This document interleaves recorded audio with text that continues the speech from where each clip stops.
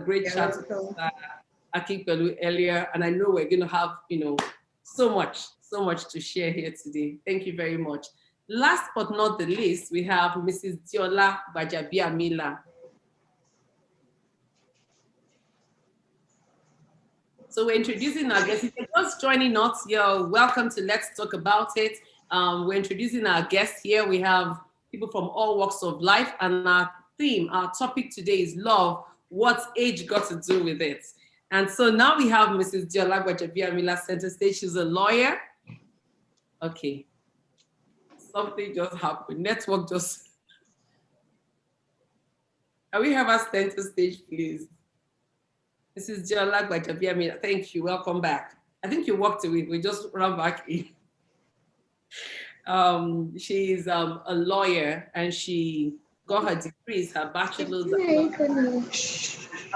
degree and her master's from Lagos State University and University of Lagos, respectively.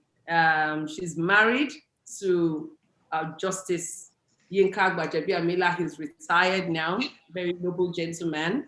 If you know him, they have three mighty men of valor, strong men of valor, three mighty men. What does she like to do? She loves to read, she loves to write, and she loves to pray. Yes, she loves to pray. I know that very well. And she loves God. Definitely she loves God. She's an advocate for building strong families. She's very passionate about that. And so we're very, very happy to have her here today because, like I say again, she has a story to tell, and I know she's going to be, able to help somebody make a decision at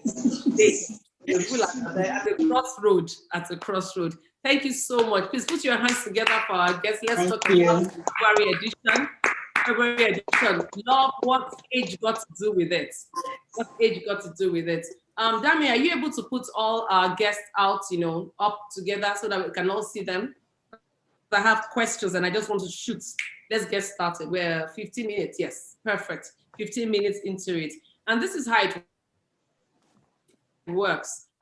Let's talk about it. Our guests get to speak first, and then we'll go into the chat and begin to get questions. From the audience. Co-counselors is what we say. So the guests are co-counselors, and even the audience, we have co-counselors, among them as well. Because at the end of the day, it's about making decisions that will make our life better and make us at the end of it. Miss Carol and Mr. Damilare, are you able to put them? Everybody. Are you able to put the four screens up? Or you want to do it one at a time? No. Everybody is up now, so whoever you ask a question will be spotlighted for everyone.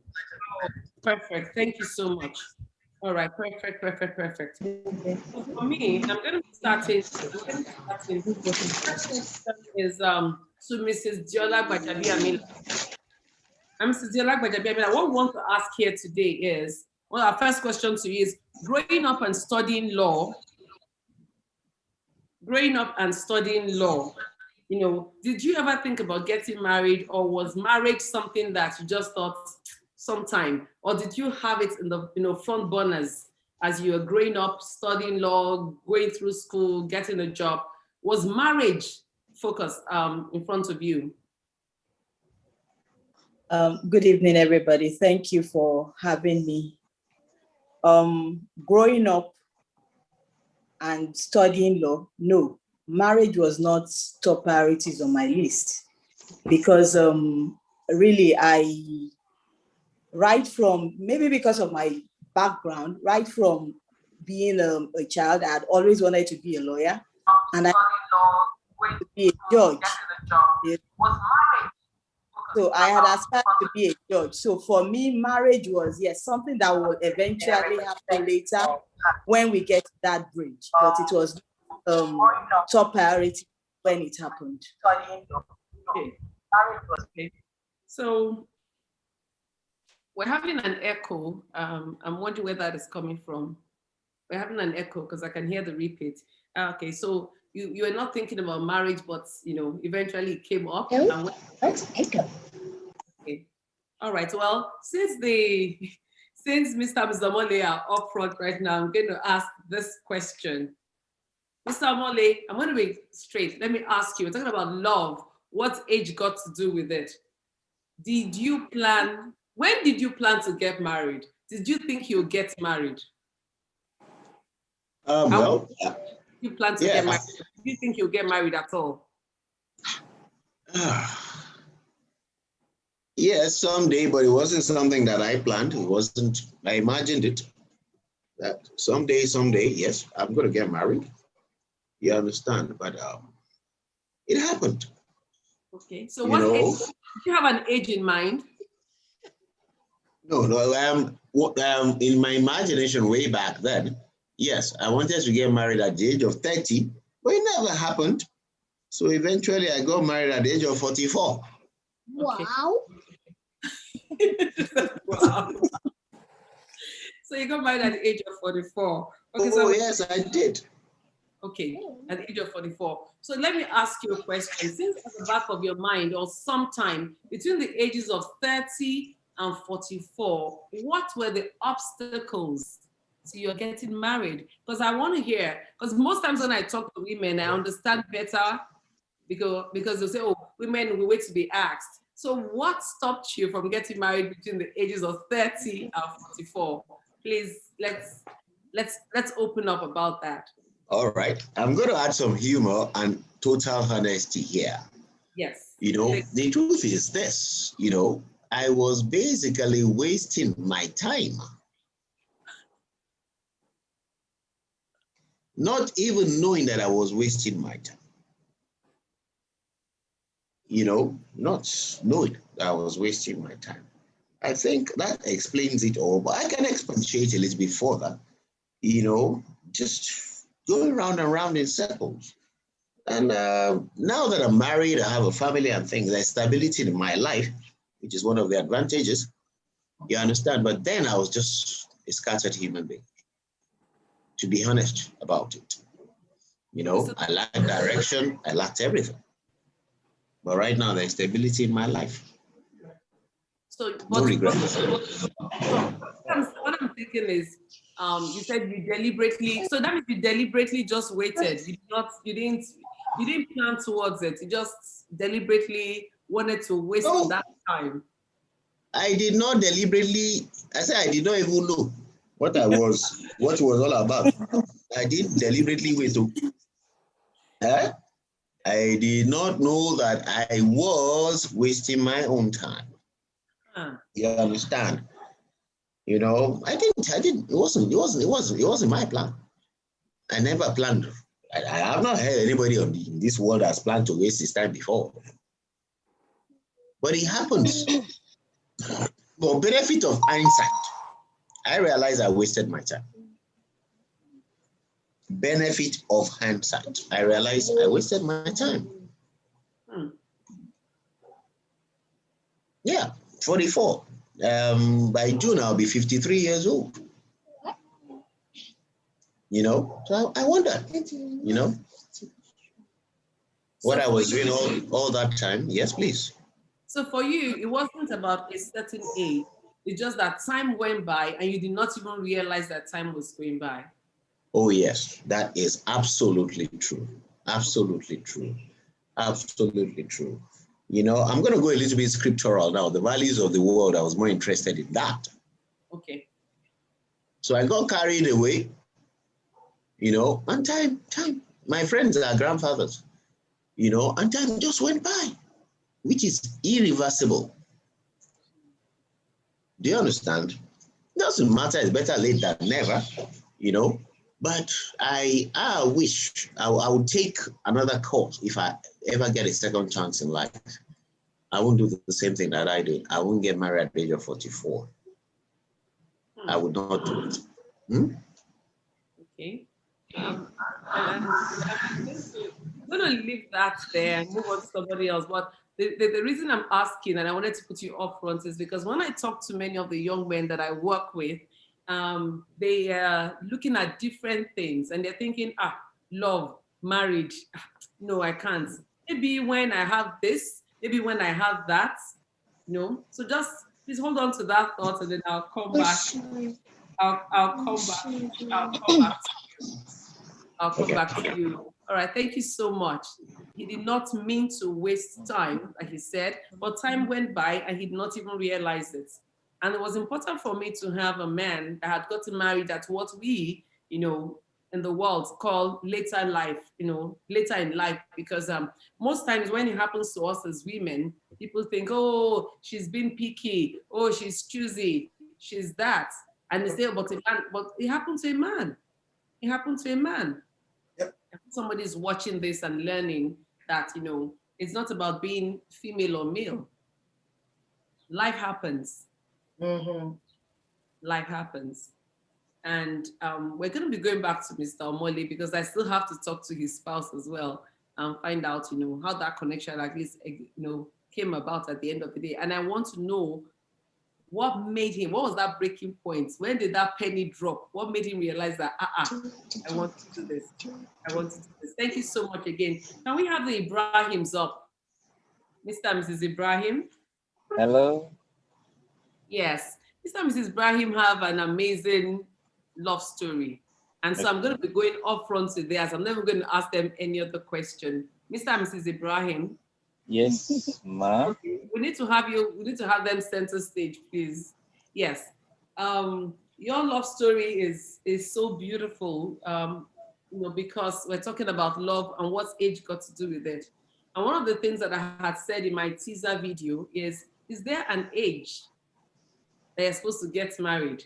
Is there an age difference that you expect to exist between a woman and her husband? And in our society, typically, they expect that the man is always older than the woman. But Mr. and Mrs. Ibrahim have broken the stereotype, and it's so exciting to me. Please, can we have them center stage so that we can see their faces? I think we lost them. Oh. No, I'm here. Oh, you're here? Yeah. Okay, so Miss Carol, Mr. Damilari, can we have them see that? Oh, perfect. Yeah, that's okay. Yeah, thank you so much for this sacrifice. They've gone out to be in a car. Okay. So that they can have amazing good connection. Thank you so much. Thank you. Okay, so Mr. and Mrs. Ibrahim, I'm going to take turns. Mr. Ibrahim, let me ask you, what made you realize that this was the person you wanted to marry? Okay, good evening, everyone. How did you meet? What led to it? I want to know that. All right, it's fine. Good evening, everyone, and thank you for the opportunity. Thank you, ma. Thank you. After I finished my university degree studying mathematics, I told my father I needed to start internship as an intern auditor, which I was engaged in for a 4 years duration. Sometimes I was taken out of the states to Abuja, where I do training other auditors. This was me being a young man and then starting a career in Lagos, in Abuja.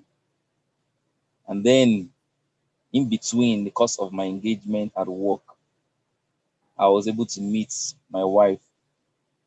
And I'll burst the bubble that I met my wife through social media. Are you with me? Yes. So when I found her, I spotted her, and I said to myself, this is the kind of person I want.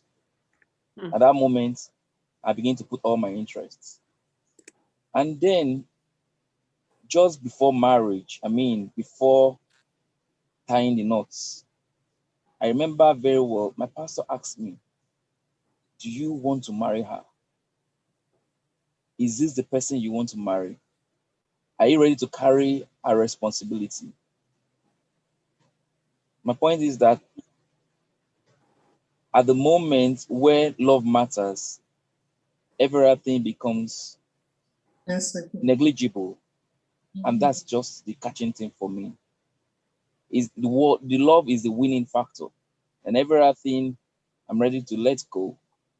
So my wife, older than me, at that point, to me, is immaterial. Me loving my wife was just key for me. And I was able to tell myself that I love her, I'm willing to sacrifice for her. and willing to yield boundaries, go beyond boundaries. And I was able to convince myself that I love her. And that's why it's immaterial to me. Whatever everyone thinks or says, to me, it's a secondary. To me, the priority is, do I want her? If the answer is yes, yes, I want her, and I'm ready to go for it. And that's my story about why I chose her and why I went for her despite age difference. Okay, thank you so much. But I'm still going to be on you before I go to Mary. I'm going to call you by my first name. You're my sister, so please just take that, okay? Thank you. Okay, ma. Thank you. When did you discover that there was an age difference? Did you know? I mean, how did you, when you found out immediately, what was your first reaction and how did you discover there was an age difference? Yeah, I discovered there's an age difference when I searched and inquire about her age. And I realized that my wife to be at that moment is or was 4 years older than I am. But the funny thing about it is that, one, I look bigger than her. Yes. And two, sometimes she laughs at me and she says, I look older than she is. But I know I look young. But she always looked like a baby. I mean, she looks like a very young baby girl. Despite that I'm old, she's older than I am. I'm younger than she is. But she still tells me that you look older than me. And to me, it's just like you are hearing one thing for one ear and it's going out from the other ear. To me, I love you, and that's what matters. Every other thing is secondary. And that was just it for me. And I like I said, I doing the intro. Your love story is so intriguing to me, and I like it. Were there oppositions on your side? Because I know many people have logged in today. Let me tell you, I'm asking direct questions, and I'm glad that the panel I have today are people that I have that level of openness with. Was there opposition? And I ask because I know there are many right now that have logged in that are experiencing opposition because of age, either on the lady's side or on the guy's do you know the honest opposition truth? On your side, was there? Do you know the honest truth? Yes. The oppositions are rather immaterial. I mean to say, in simple words, that it is no person's business. It is my own business. It's no other people's decision. It is my own decision. Permit me or pardon me, from my background being an auditor, information is disclosed on a need to know or need to use basis. If you don't need to know it, if you don't need information, you don't need to know it. If you are not using information for any purpose, I will not be releasing information to you. Right. Okay? Nobody asks about the age. I didn't have to tell anybody about the age. I didn't have to lie about the age. Yes. I didn't have to say a lie or otherwise about the age. Even my area pastor, when he met with us, he didn't ask me about the age. When we were to write information on documents, I didn't have to lie about the age. When we went to sign marriage certificates, I didn't have to lie about the age. Pastor saw it, everybody saw it. Nobody asked questions about it. Nobody frowned at it. And nobody made us uncomfortable about it. At no point did I feel uncomfortable that my wife is older than I am. In fact, I always tell myself that I'm older than she is. I'm her husband and I'm also her father. So the word age is just like you mentioned it, and to me, I've not given it a thought. The only time I give it a thought is when my wife, maybe peradventure, mentioned it.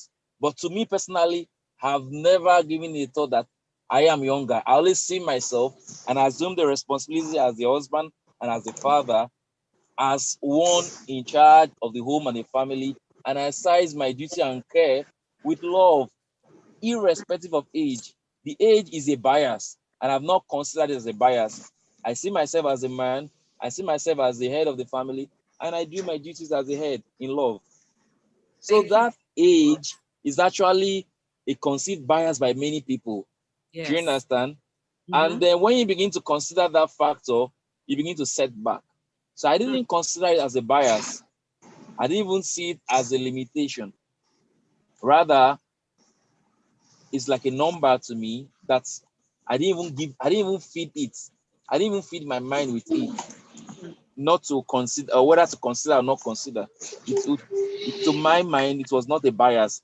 I moved on and assumed my responsibility as a man, as a husband, and as a father. All right. Thank you so much. Thank you so much, Mr. Ibrahim. We're going to be talking to Mary now. Yeah, you can go ahead, please. And I know she's going to spill the beans. When you found out he was 4 years, okay, first and foremost, I know you're already loving on him and saying, oh, I think I like this guy. Was that what happened? Or it took time? Let's know. When you saw him and he spoke to you, were you say, okay, this is the one, I like him? Or did it take time for you to get to that point? Thank you, ma. Good evening, everyone. And thanks for having me. Actually, when we met, like I said, we met on the social media, Facebook, actually. Yes.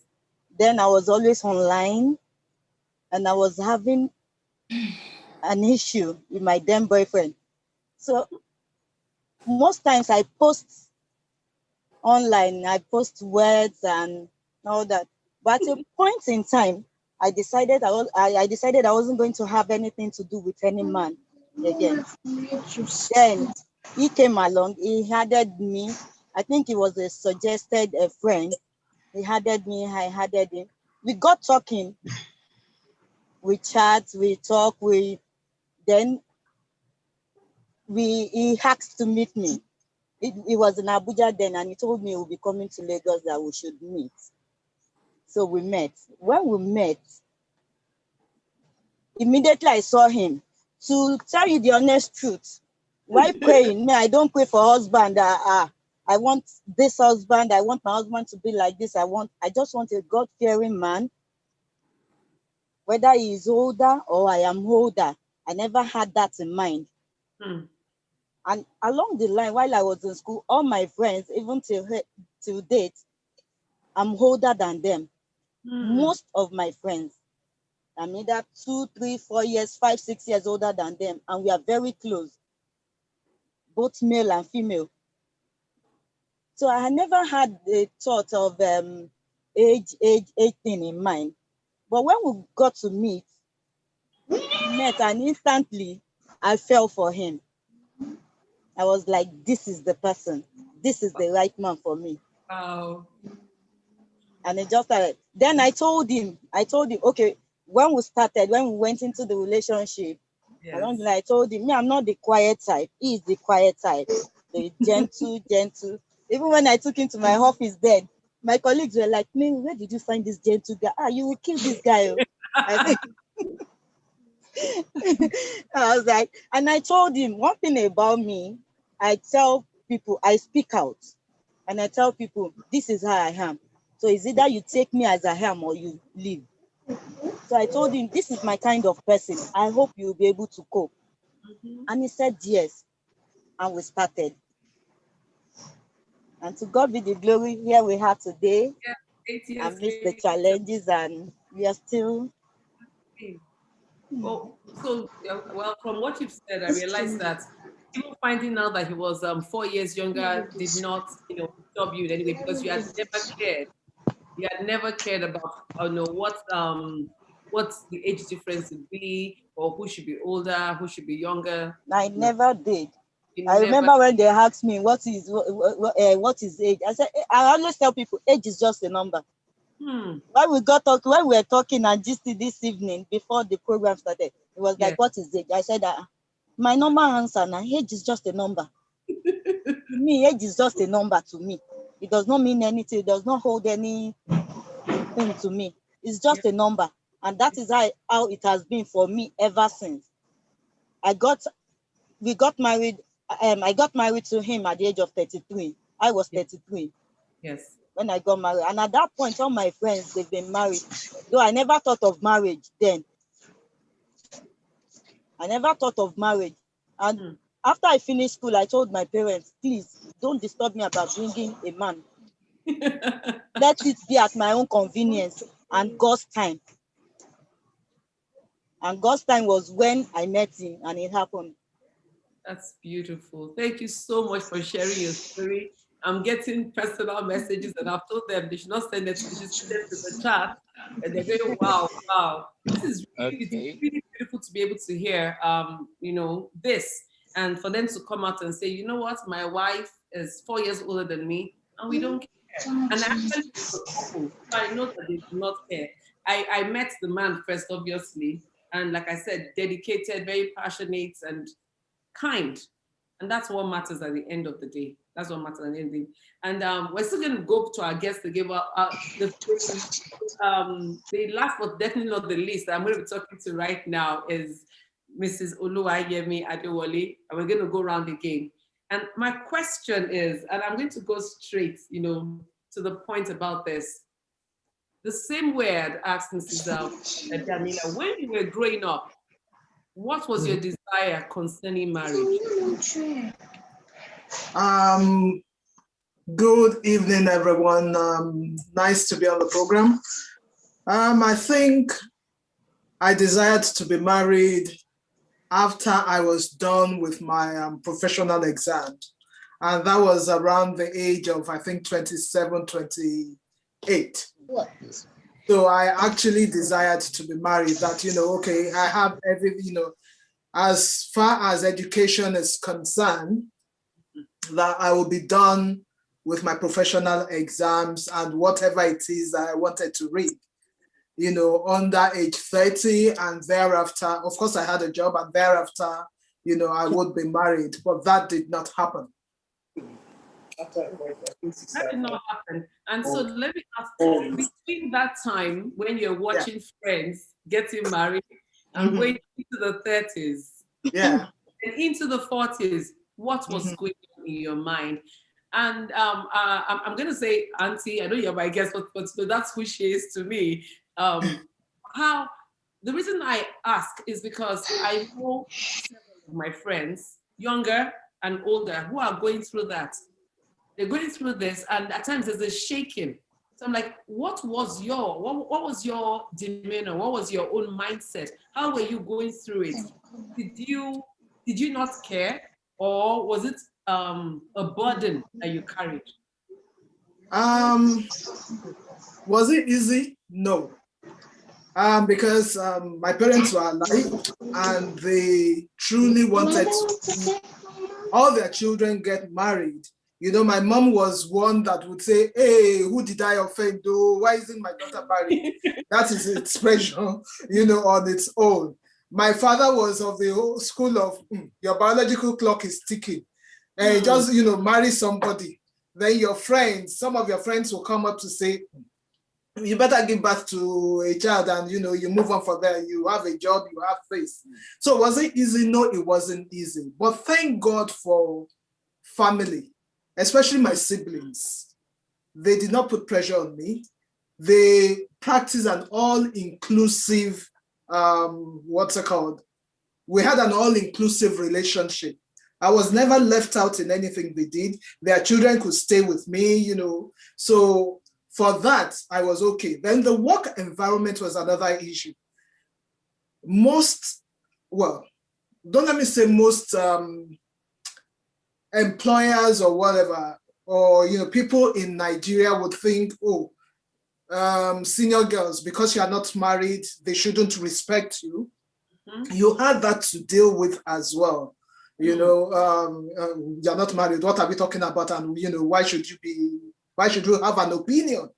You know, so many things. It got so bad at a point. Yeah, even in the professional environment, you know, people look down on you. They think there's something wrong with you for not being married. You don't get as much respect from people as a married woman would get. So it depends on you as an individual. Did it bother me? Sometimes, but, you know, most times, hey, they are not my God. They didn't create me.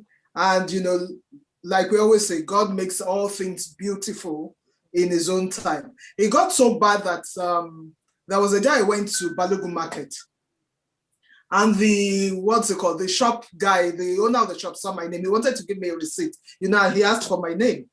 And, you know, the issue of Miss or Mrs. So I just said Miss.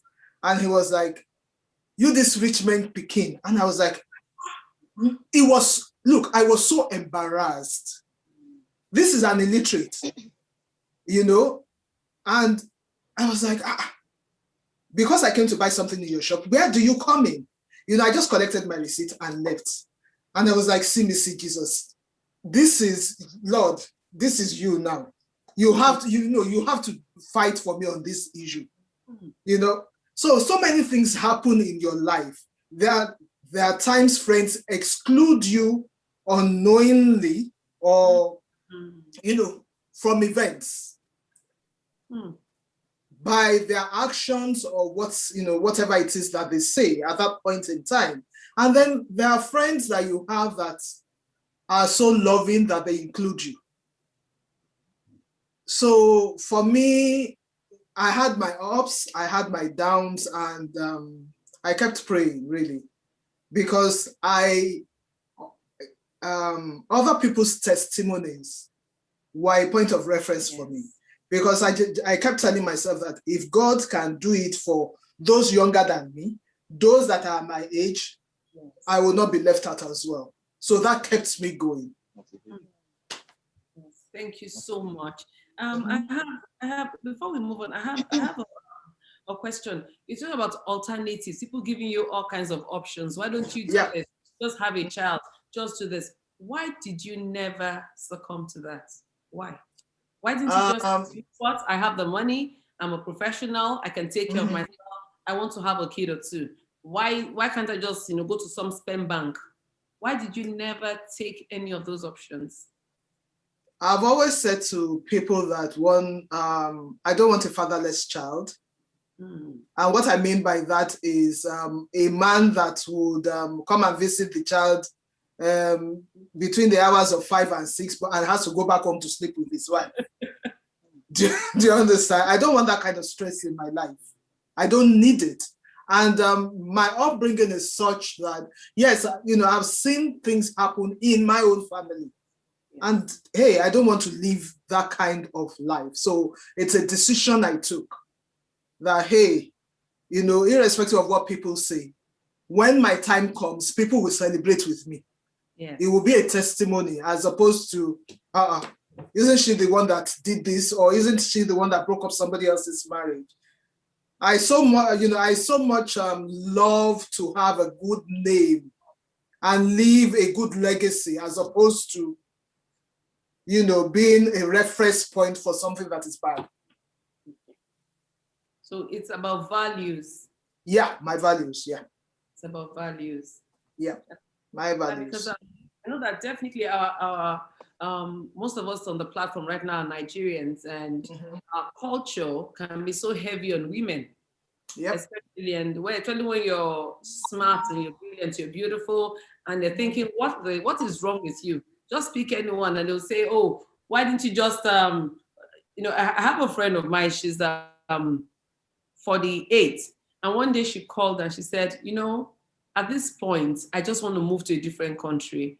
And I said, why? She said, because I am tired of people telling me that I'm being picky. I'm not being picky. I just haven't found what I want. The fact that they're giving me options, it doesn't mean that that's what I'm going to end up with. Exactly. You know, people use the word settle. Sorry to cut you short. No. That, you know, you should settle, you know, settle for something. And you should, as a child of God, you shouldn't be settling. Once you decide to settle, anything that comes to you, then you don't have a choice but to live through it.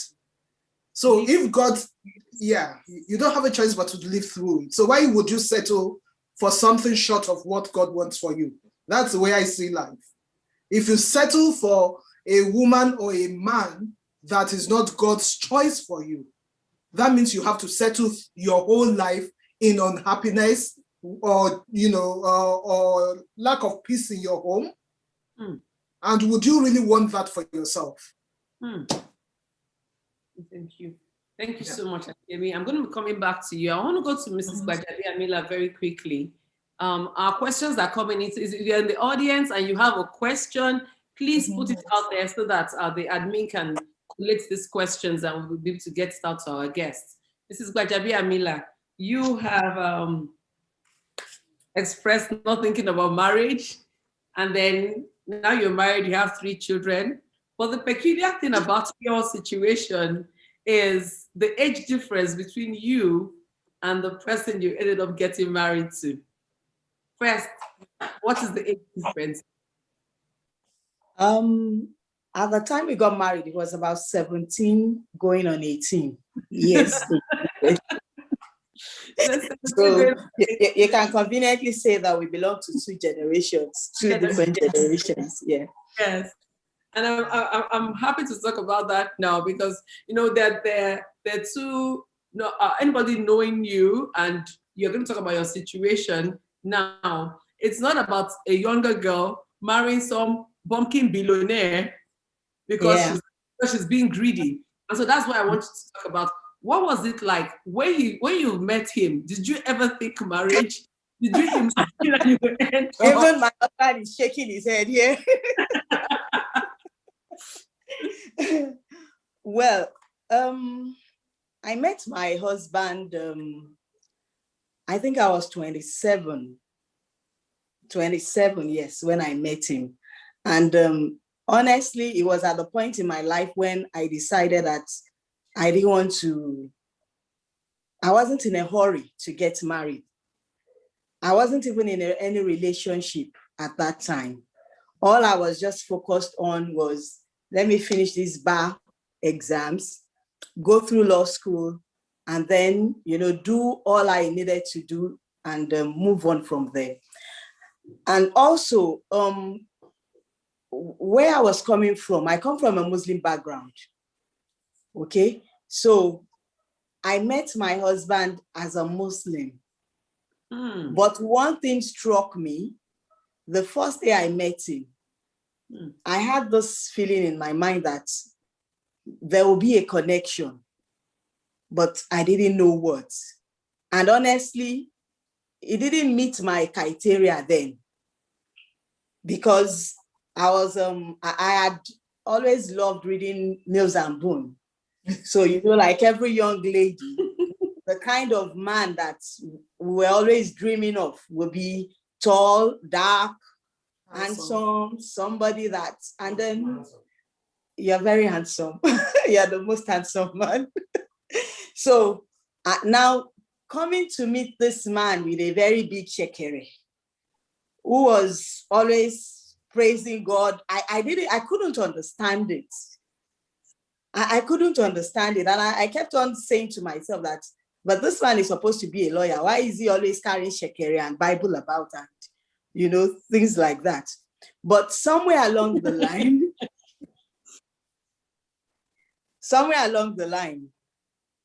I gave my life to Christ. And after I gave my life to Christ, when you're coming from the other side and you give your life to Christ, you always go to the extreme.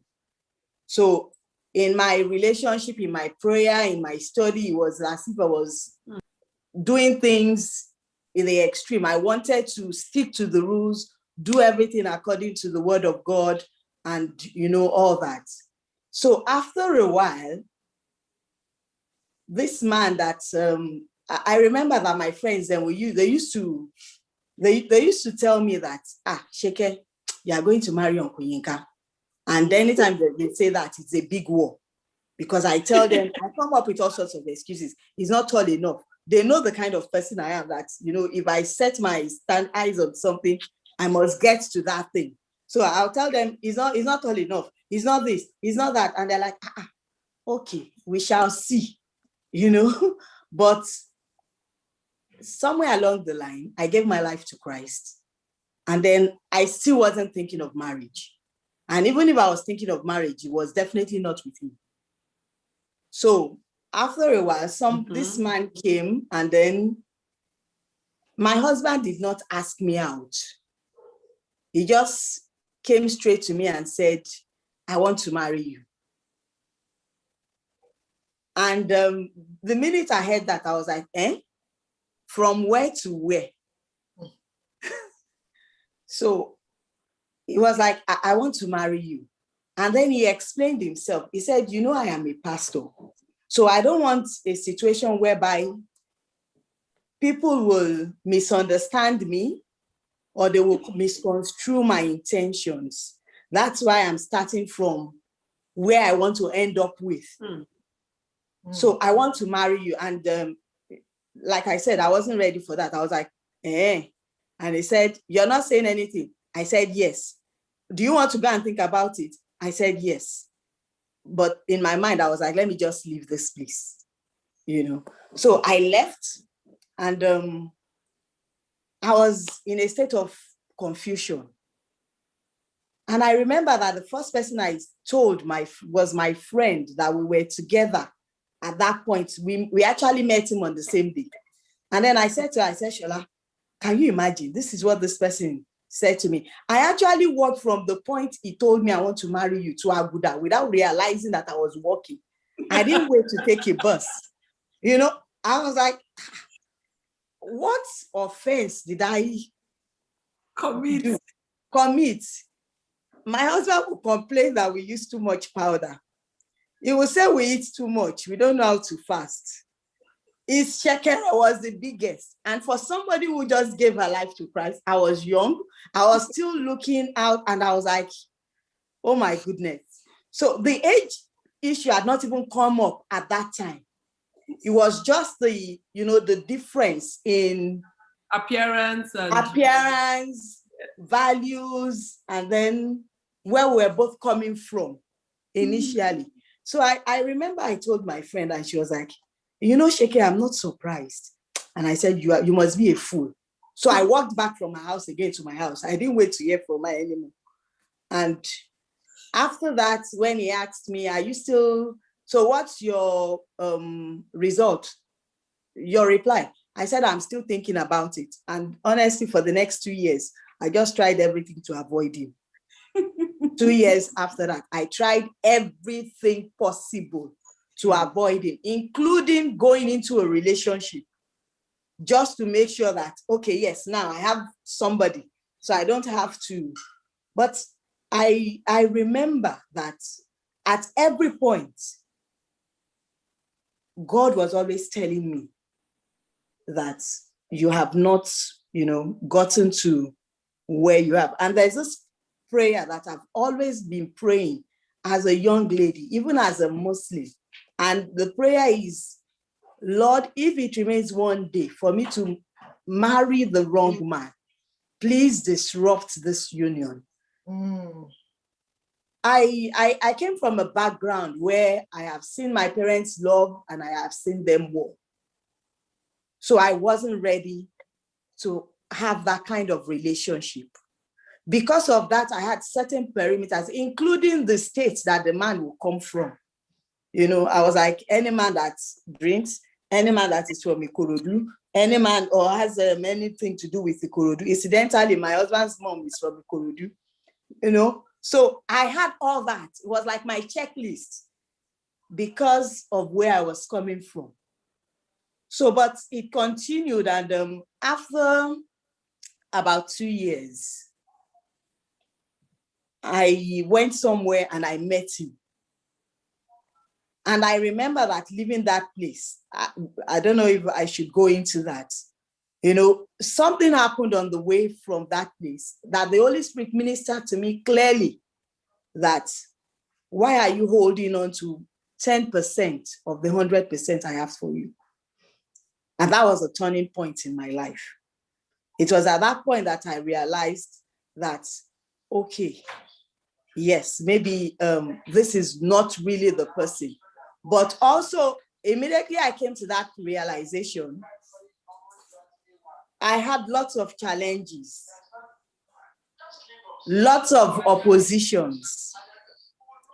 The first shock I had, initially, I did not realize that the age gap was about 17 years.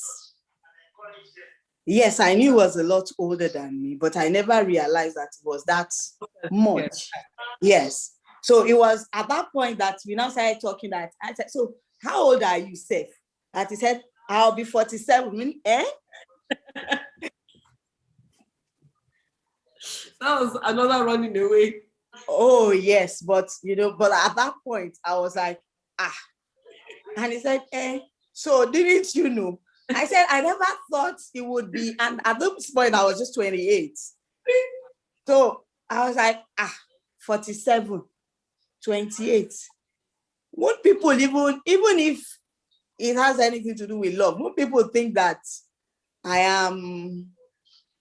So, then I discussed it with my mom. My mom knew him before that 2 years period. During that 2 years period, actually, he will come to the house, sit with my mom, be discussing with my mom. I'll go out through the back door or pretend I was asleep. He will sit with my mom, just and all. So my mom, who happened to be his friend, when I now told her that, it seems as if, the Lord is saying that this is the person. My mom now said, lie you. So I was like, But you were the one accommodating this man all the while. So, but she was like, what did you allowed you now? From where to where and all?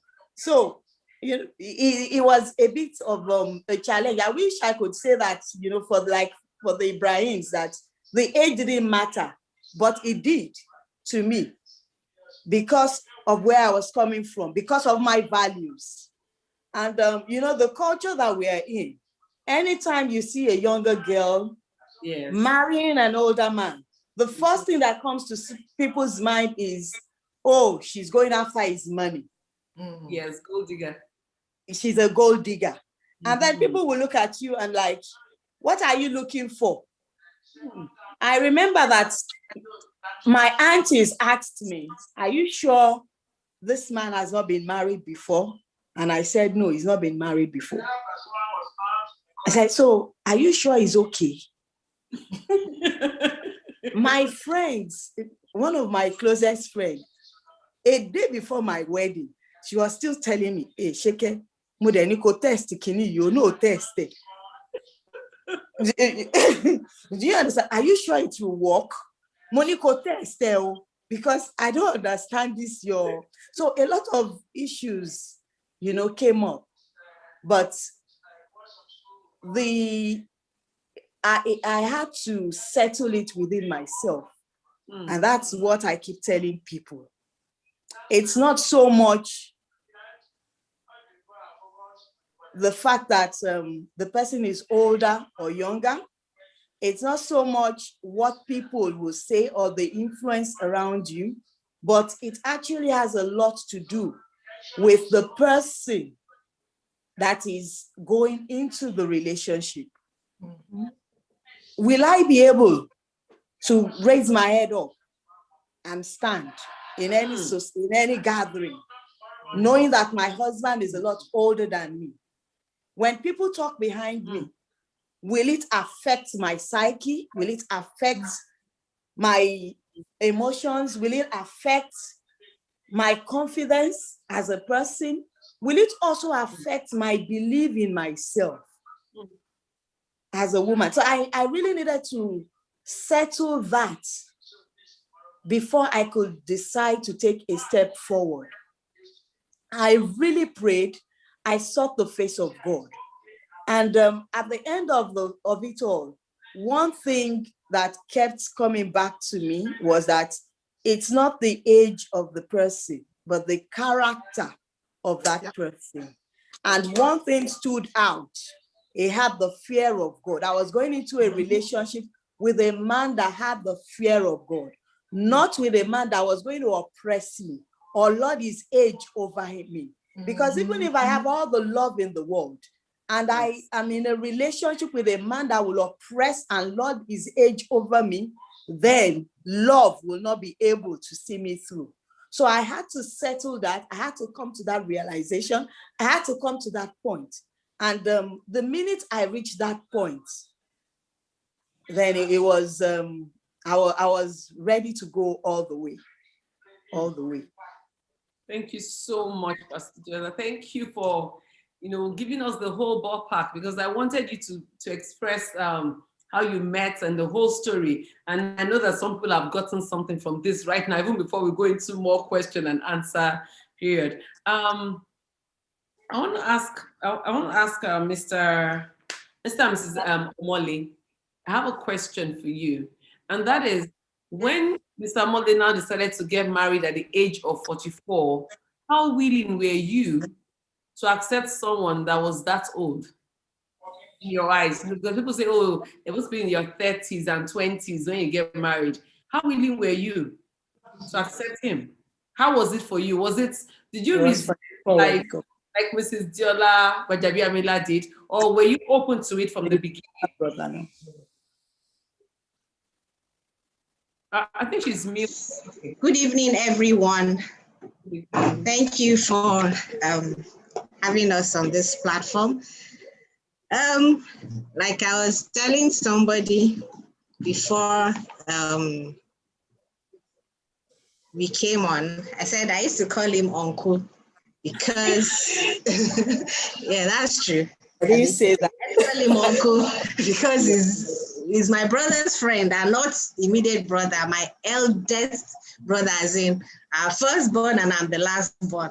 So the initial, we had known each other for quite a bit of time. We were just hello, hi, how are you? And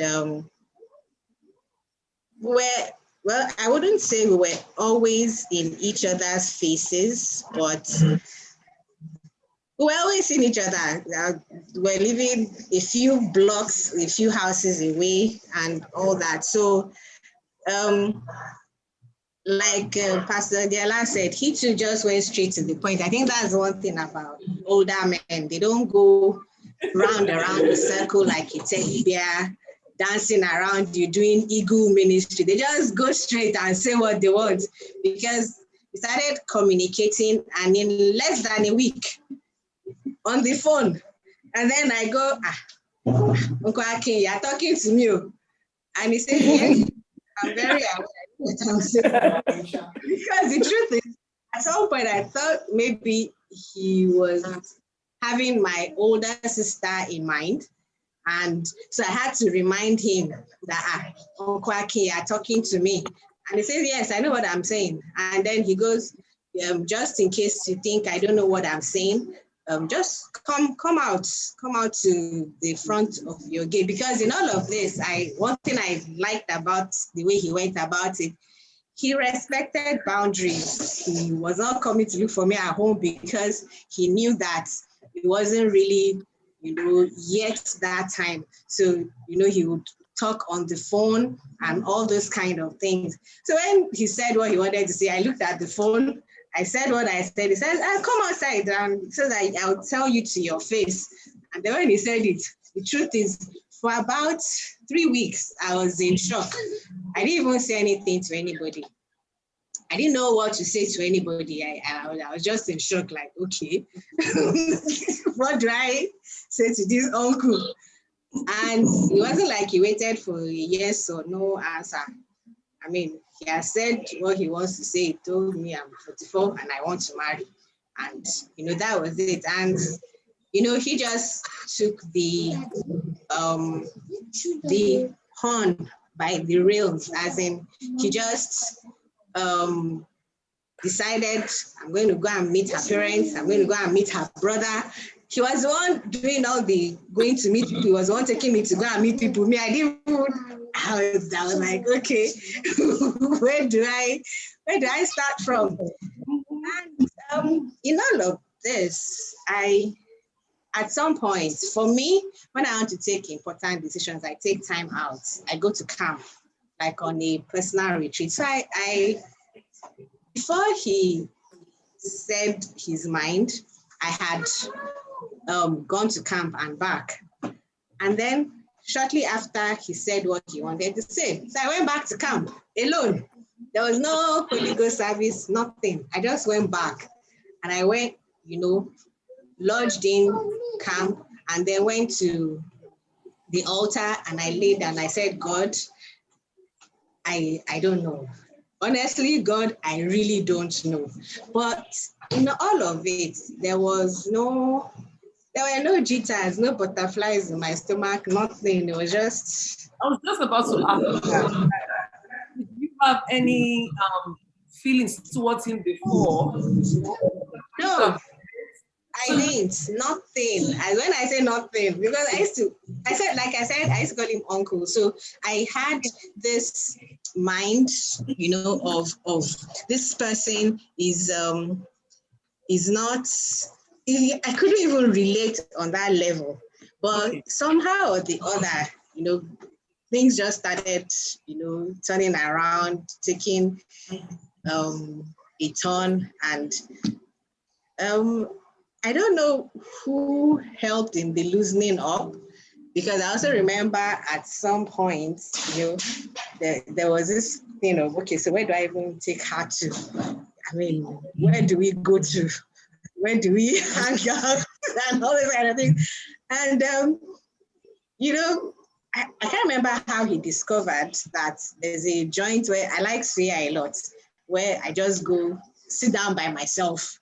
As in, I go there, and when I sit down, like I was telling a friend, I put my bag in front of me so that everybody will know that this one is not here to mingle. She's here to just be on her own, eat her suya, while they wait traffic time and go home. So somehow he discovered that I go there too, and was like, oh, okay, interesting. Okay, so we can go there together. And like I said earlier, I went to camp, and all through in camp, I think I spent like a weekend, and I came back and I was just still really blank. So the first person I had a conversation with was my friend who was now in the US at the time. And over the phone, we prayed, and she said, let's do a praise vigil. And then she said something that, I see light at the end of the tunnel. So I held on to that word. And then when, like I said, he was the one driving the horse. He was the one that decided when it was time to go and see my parents, because I didn't even tell my parents anything. So I went home to have a jolly good time with my parents, and my sister-in-law then calls and says, oh, Aki is coming to Ife to see your parents. And I was like, oh my God, I haven't told them anything.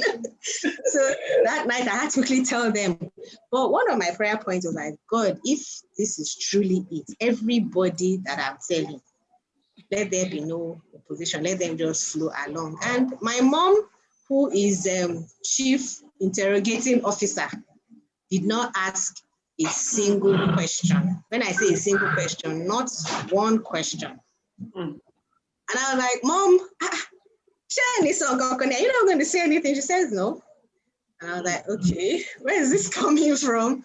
And she goes, they had told her, because really why I went was just before her birthday. I said, they said at a prayer meeting, they had told her that one of your daughters is going to come home with good news for you as a birthday present. I was like, okay. So that prepared her. Sorry? So that kind yes, that prepared her. And okay. So what about your dad? Yeah, so the following morning, my mom told my dad, which was, I think, the day before, that same day my husband was coming to meet them. My dad was like, oh, okay.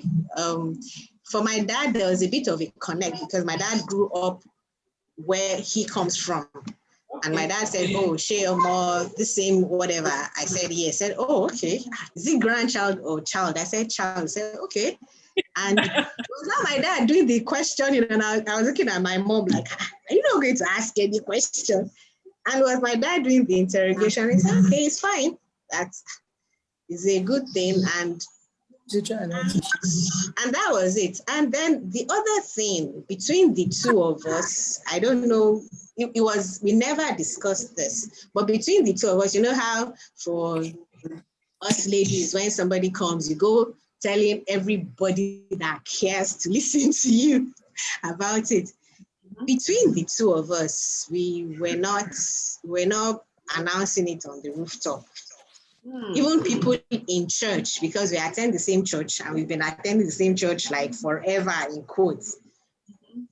When the invites came out, people were in shock, like from where to where, when, how. Yes, and even on people on the street where, you know, after the wedding, they were like, when, how, when did this start? And like, you know. What was the reaction of what's your age difference? The age difference in the marriage? Exactly 8 years. It's 8 years. So what was someone that was that much older? Or did you think somebody that will be younger or just your age? Or what was on your mind? The truth is, for me, I had gotten to that point that like I used to tell people jokingly then that it really didn't matter anymore. That even if the person was Steve or Hausa, I'll go for cultural change classes. And I'll just tell myself that, I mean, this is, I got into that point that it was like, whatever, whoever, whatever God says, it's just fine by me. That's it. That was what it was. Yes, that was what it was. Thank you so much. Thank you so much. I have to ask,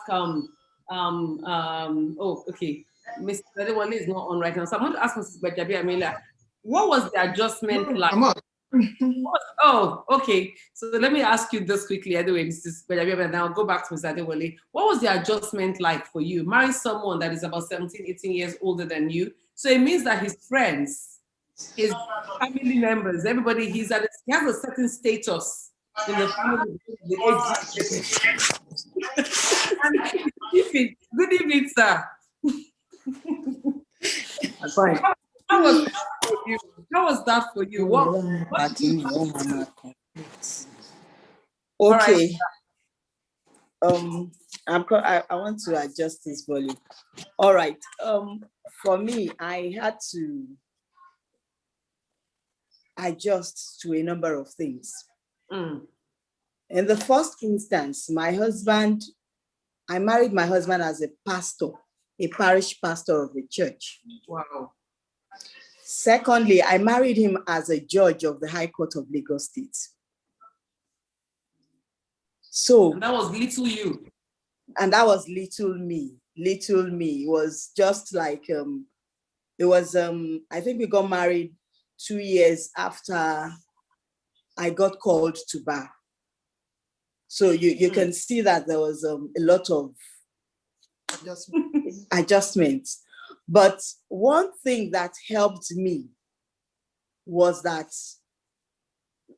the pastors around my husband actually helped me a lot.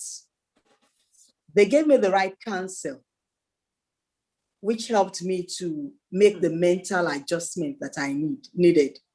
I remember Pastor Diola Mensah said to me, because she was the very first person who met me after I decided that. And the first day that she asked me that, how old are you? And I told her, said, Diola, you will go and come back. We'll continue this meeting another day. Because of that age difference. And so the following day when we went to her place, it was about a week or 2 weeks after when we went to her place, she told my husband to step out. And it was just both of us. And then she said to me, have you thought of this age gap? And then she said, do you think that you will be able to cope? She said, because when you get married, your husband's friends will become your friends. Let nobody despise your youth. Have you thought of how you will cope? How you will carry yourself? Do you think you have it in you to do that? And it made some things sink in. Then we were not attending the same church. I didn't even know the kind of congregation that he had then. Then she also said to me, it's colleagues will now become your friends.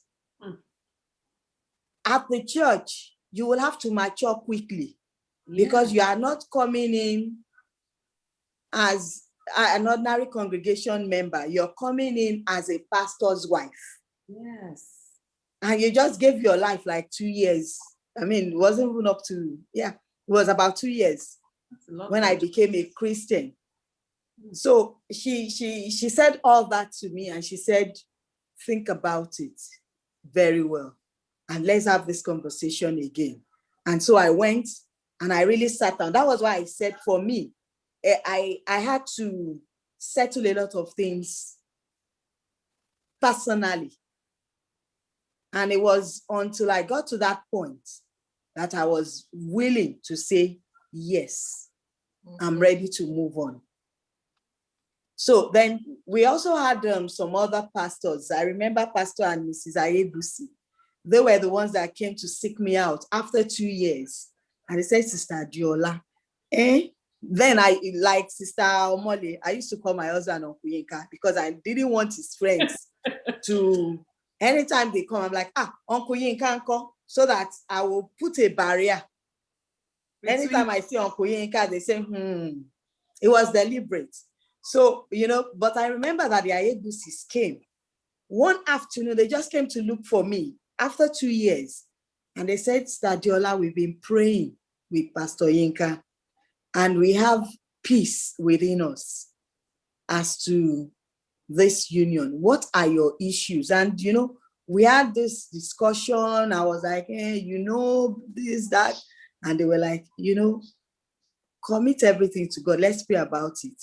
When will you come and see us? I said, I'll see them in a week. I didn't go back to see them until after about 2 months or something.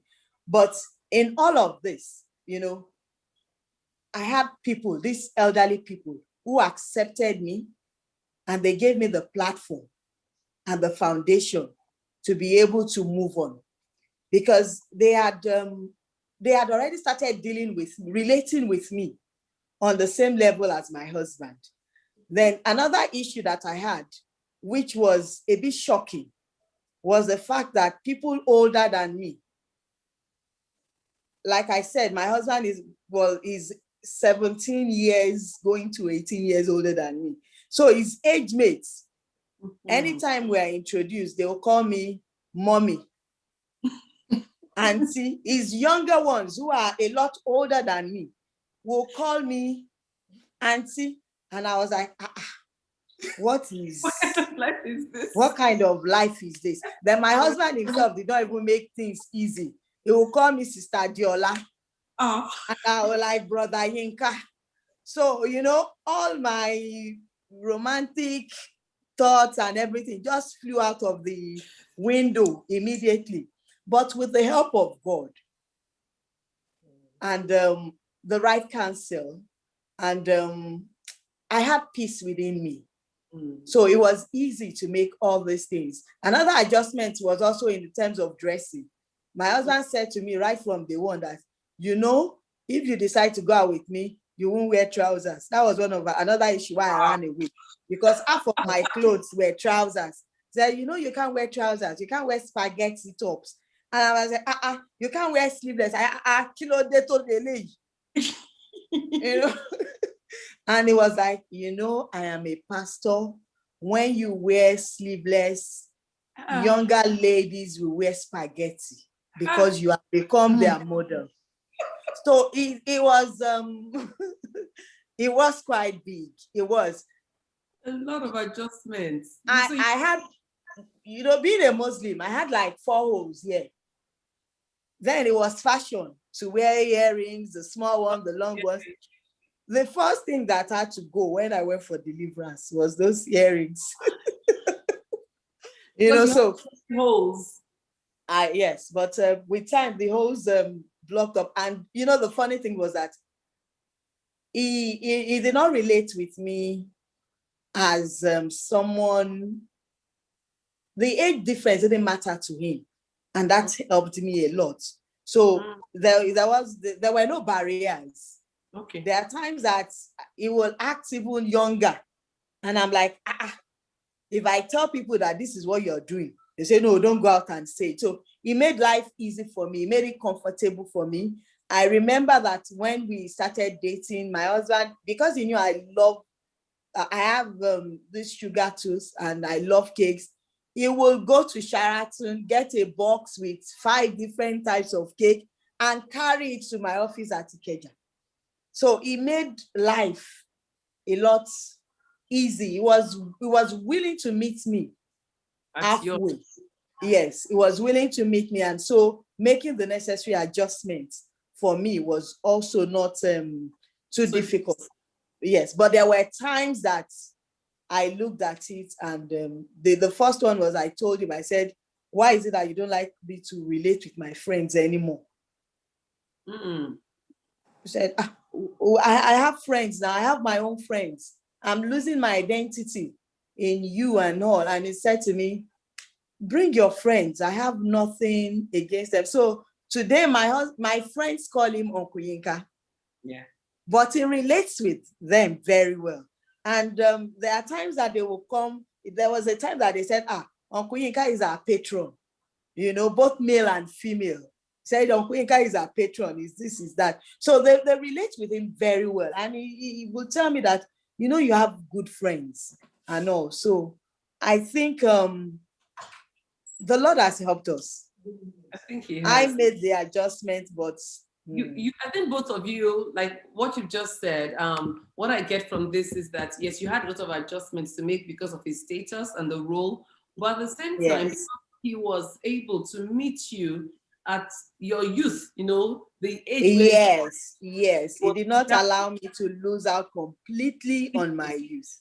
On your, yes. And you do have a testimony of having great friends, and that's on the personal note, because even one of the first things that I learned about you from somebody else was the kind of friends that you had. And I think that's such a beautiful thing that even now you can see that, about saying that, about your friends as well. And I pray that every one of us here has supportive friends that you can actually rely on. Because it's important. You have friends that can derail you. We're not digressing. We're talking about love. What's the age? What's age got to do with it? Talking about friendship right now, that each of us would have friends that are there for us and are real. She does have very supportive friends. Thank you very much. I want to talk to Mrs. We're going to be taking questions, because people are tired of us talking and they want to now ask questions. So the questions are already in here. But I need to ask Mr. Adewale, when a marriage eventually took you out of the country, Nigeria, took you away from a status that you had built and worked for. You were a partner at Ernst & Young. How was that? How was the transition? Because I'm thinking about it, I'm just thinking to myself that I can't imagine leaving that. Anybody that's here that is in finance or consulting knows what Ernst & Young is, and to be a partner there, and then you're, just taken out, and then you have to go start another life. How was that for you?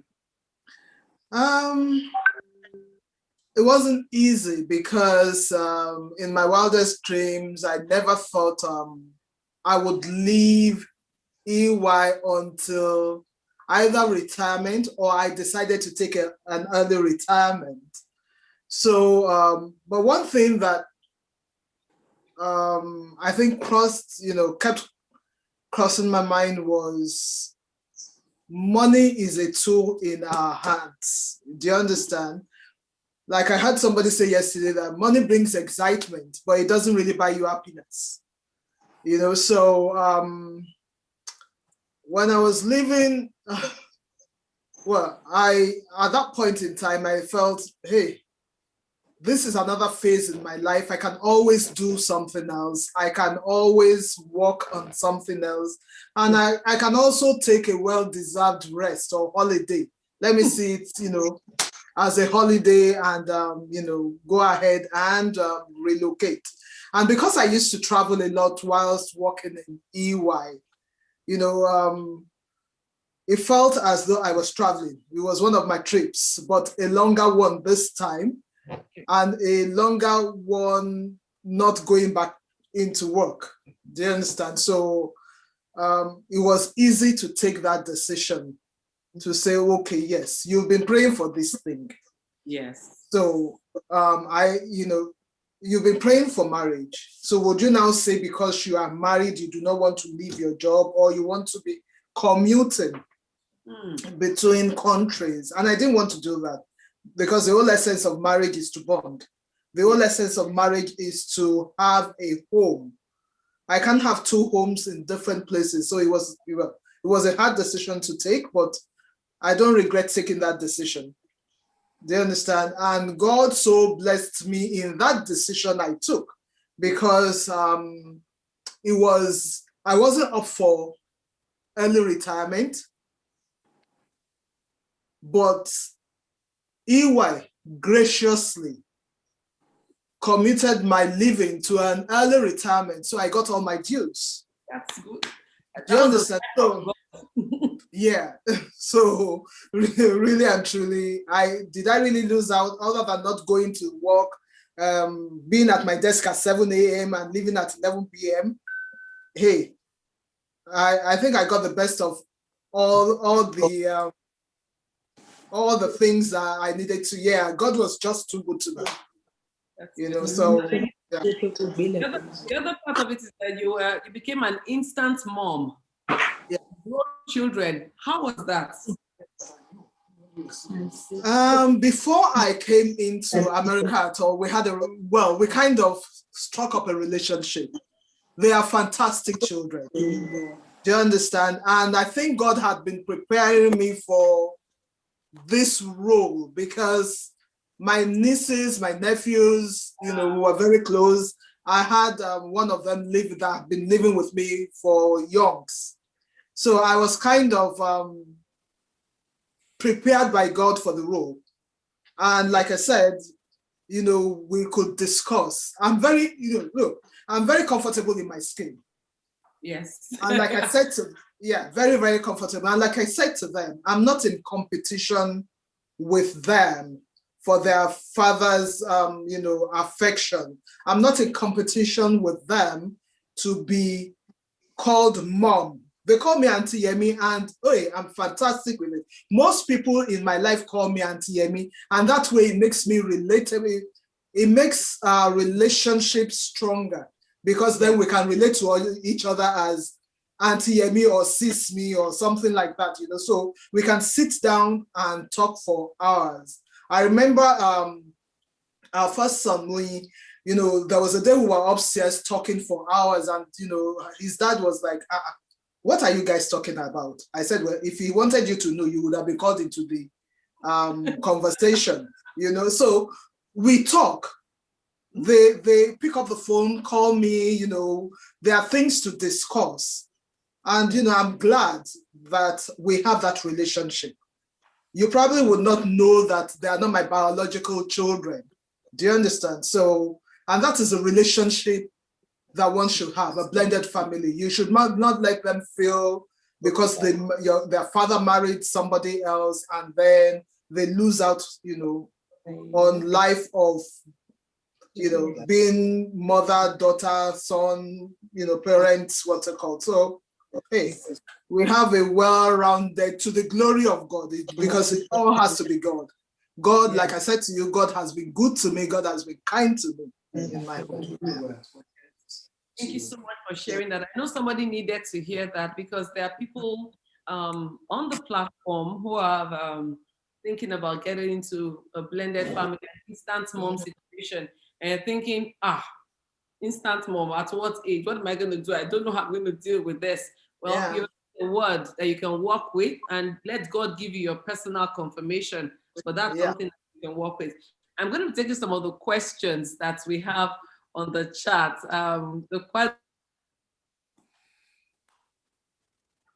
Somole is not here anymore, but they wanted you to explain Eagle Ministry. So what is Eagle Ministry? Because during her explanation, she had mentioned Eagle Ministry. Eagle Ministry, and you pick, you go about speaking and we'll try to come back in. If anybody can reach out to them, Mr. Tokpa is on here. Please kindly reach out to them. I think I don't know what has happened, but they're out now. So we're just trying to figure it out. I'm trying to look at all the questions and some on my phone as well. Oh, it said good. I have one. It says, how do you cope with pressure? How do you cope with pressure as a man when your family insists that you cannot marry an older woman? How do you cope with the pressure? I'm going to ask Mr. Ibrahim that. How do you cope with the pressure? Said, I want to marry someone that's older than me, but my family insists. All right. Okay, thank you very once again, everyone. I cannot marry her. Am I on? Yes, you are. Okay, fine. To answer that question, first of all, let me make a quick analogy. For example, a car that is working, you have bubble coming out from the radiator because the heat is coming from the engine. So pressure comes from inside, then it goes out. So pressure is pressure because it's called pressure. The pressure that is coming out is called pressure because it's coming also from inside. So if to you personally, you don't allow pressure to come from inside of you, and now dealing with pressure from outside, you have to respond to them. And sometimes the best way to respond to them is by diverting that pressure back to them. Now, if you have instances where family members are not allowing you to get married to a person or the person you love because of age reasons, first of all, you tell them to give you the person to get married to. Okay, because they will not be able to do that. They will not be able to do that because they're not the one to love that person. So you have taken the pressure from you and you have diverted it back to them. Then secondly, also make them to realize that this is your own decision. You decide to marry this person. This is your own responsibility. You are loving this person. This is the person you want. What you can also do is that you need to gain a buy-in, okay, of the family. If, for example, maybe an instance, your elder brother is someone that you are close to, or your elder sister, once you gain a buy-in of one person, okay, the person can help you to influence others.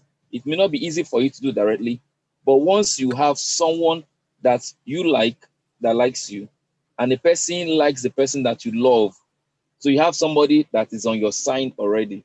Someone is already on your side. So use that person to influence them. That's one way you can handle it. Thank you so much for that. I hope the person got that. But there's something that you had said earlier that I actually, noted. And what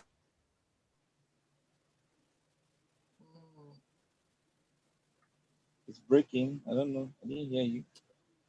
Yeah, it's breaking. Yeah, she can repeat herself. You said is, what is anybody's business? So I think, for me, can you hear me now? Yeah, voice breaking. But it's still breaking. Oh, this is technology. Okay, we can hear you now. We can hear you clearly. At this point, we can hear you. The network is not working. Can you hear me now? Yes, very well, ma'am.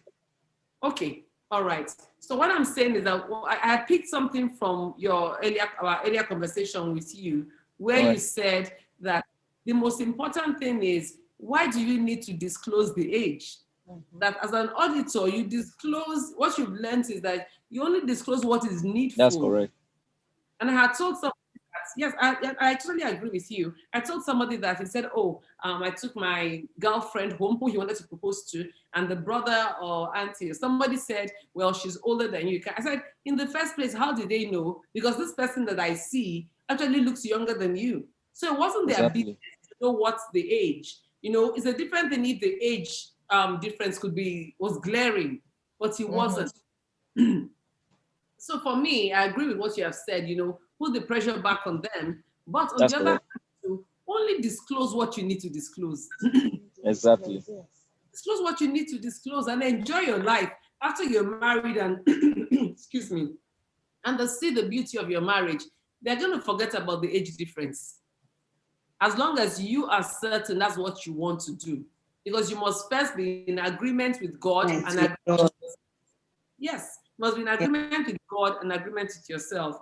The Omoles are back. So, Mrs. Omole, we said we have been asked to ask you what is Eagle Ministry.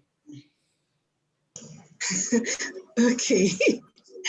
Good evening again. Eagle Ministry is a vocabulary I coined by myself over the years of different guys coming around, and after I got married, I used to tell young ladies that please don't let anybody do Eagle Ministry over you. Meaning in literal terms, when an eagle wants to pick the cheek of a hen, the eagle goes hovering over and over, and sometimes it might not pick and go, sometimes it will pick. So when a guy comes dancing around you, that's what Eagle Ministry is, just dancing around you, being nice to you, taking you out, and he's not, going straight to the point. That's what Eagle Ministry is, because those kind of people are time wasters. You just waste your time and then they fly away. They distract your attention. Exactly, that's it. I like that. And then Pastor Jola said they distract your attention. It's so true. So I'm saying to the young men and the older men who are not married that are on the platform, please, no Eagle Ministry. Just be clear. Say what you want to say, sharp, let's know. But I always say to my ladies anyway, if somebody's hanging around you for too long, they know. Say, is the truth. Asking me, because I was like, Uncle, what are we doing? Yeah. Where are we going? It's important because one of our programs we actually had was define the relationship, DFY. You have to define your relationship. Somebody's just hovering around, not saying anything, and then you are beginning to, catch feelings. Like they say, it just ups and goes. Brothers, uncles, please, no Eagle Ministry. Decide on what you want to do and go for it immediately. So for those that are watching outside the country, and at least now you understand what Eagle Ministry is, the Nigerian slang that she has said, and she explained it to us. I'm going to Mrs. Adewale. Someone said to us that, are there challenges that you did not envisage? Are there challenges you did not envisage, and how are you coping with those? In terms of my marriage, no, none at all. Maybe ministry-wise, because I was never in ministry. My husband is a pastor. But even that, we've worked well with ministry, and I think I understand things better. As long as you can listen and you are not overly forward. Yeah, so none really. Okay. I don't have any reason to complain, none whatsoever. Okay, I like that. Yeah. I'm picking that from you. You're not overly forward. At times, we go into new environments, and because we are not dumb people, we want to just say, let me prove myself, without knowing that you just step back. I'm taking that from you. More like me. Don't go forward. Step back and learn. I hope I'm still clear. I'm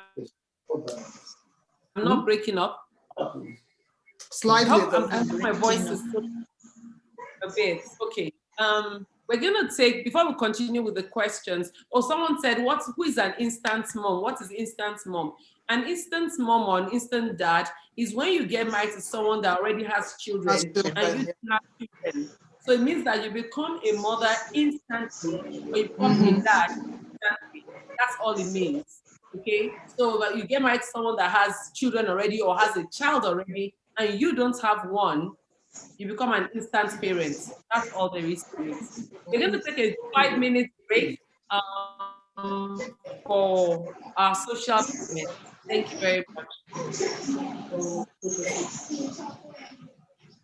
No, please.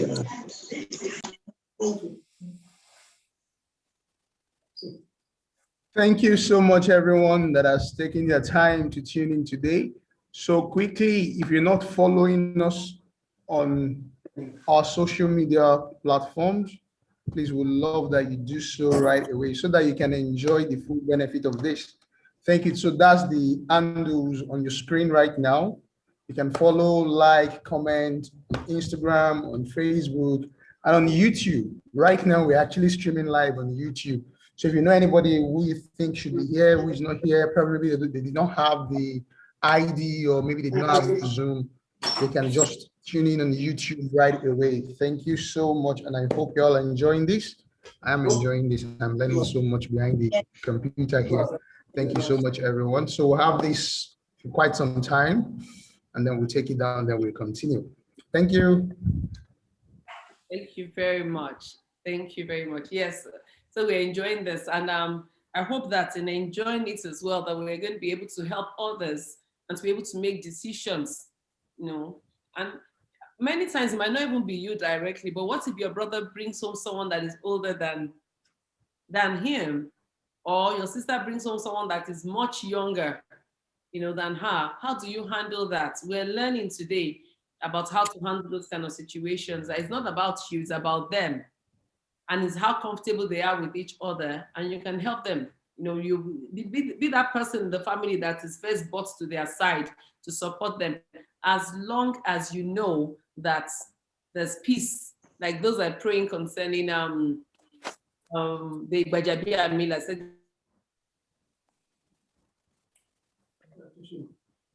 Okay. Question: how do you know the right person once you meet him or sight him or her? So I'm going to ask everybody, but I'm going to start with Mr. Omole. Mr. Omole got married at the age of 44, and he wishes that he had gotten married earlier. So Mr. Omole, what made you ask her? You had seen many other women. How did you know this was the right person? Was it just because, okay, I want to get married now? Because if it was that, you could have picked somebody else anywhere. But what made you say, this lady is the person you're going to spend the rest of your life with? Well, how do I explain this? You know, a gut feeling, you know. It wasn't that I was feeling embarrassed because I was single. You know, something just told me in my mind.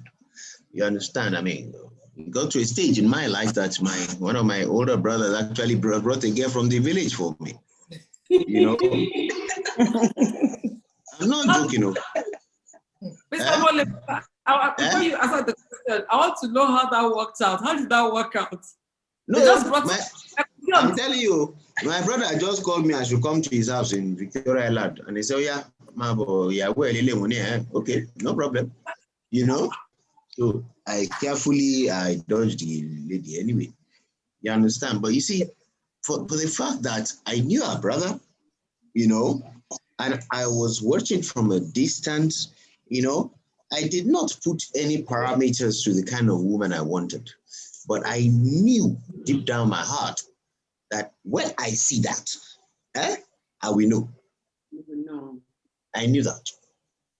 When you see it, you know. You understand? They will know that marriage get challenges. You know, we all have our own challenges. Yes. So I didn't, you know, for me, it was okay. And I just knew something just told me, you know. And I'm going to go on a very lighter note now, you know, for everybody on this platform to listen to. You know, we did our introduction January 1st, 2013. I made up my mind I was only going to the registry. You understand? Because I was thinking of financial consideration and all those kind of things. And the day they announced the day where I was going to get married to me, all I had in my bank account was 800 naira. You understand? And that is the truth here. You understand? And everything fell in place. The same way that she prayed now that no objection. Me, I prayed, okay, in case, oh God, if you want this to really, really happen, do not let me lack. And trust me, and by the grace of God, everything fell in place and it was a very smooth thing. You know, I've been listening, I've talked about age, convenience, status, money, family pressure. Then to nurture, I found out that you see, it's not necessary you have to marry somebody you love. Marry somebody that you grow to love. You have a reason to love day by day. That's the only way I think it can last. Mr. Mole, can you pause on that and then expatiate on that? Do you advise to not marry someone you love? So I should marry someone I hate? So no, it's not like that now. Forget, don't go and do that one. Eh? No, don't go and look for the person you hate. So I didn't say you should do that one. Let me just let you understand that one. It is not that, it's not, what I'm trying to tell you is this.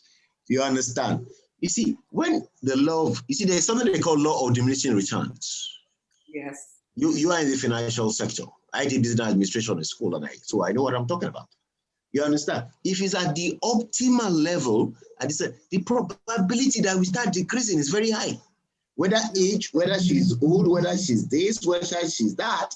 I was once given an opportunity to speak in a church service, and I said Abraham was a liar. And they asked me why. And I told them that he lied that his wife was his sister. Is it a lie?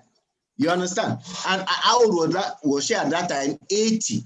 You understand? He still loved his wife at the age of 80. So I explained to them that the woman had inner and outer beauty. Everybody was seeing a beautiful woman, but he could see a mother of many nations. That was the difference. Hallelujah. That was just the difference. You know? That was just the difference. You understand? So your gut feeling would tell you. You understand? Do I want to live like a tenant with my wife? No. You understand? And you look forward to going home, talking to the person. Yes, we quarrel. That is obvious. It happens everywhere. You know, but, you know, something will just tell you that no matter what happens, I'm willing. I was not carried to church with handcuff. I made up my mind to walk inside church myself. I made up my mind as I was walking in that as I'm going like this, I'm willing to stay no matter what happened. Whether I was arrested, brought with Black Maria and handcuff is a different case. I volunteered to show up. You know, an elderly man was there. He said he showed up in the church before me because he knows my character, that I can run away, but I've seen him now. I will not run away again. You understand? So, you know, those are the kind of things. You know, I was even being doubted on the day I was getting married that this guy can run. You know, it's funny, but it's real. It is real. I'm happy the way I am right now. Fine. Yes, I got married a little bit late. Fine. But I'm happier. I'm happier than before. I have a final question for you, Mr. Mole, before I ask other questions.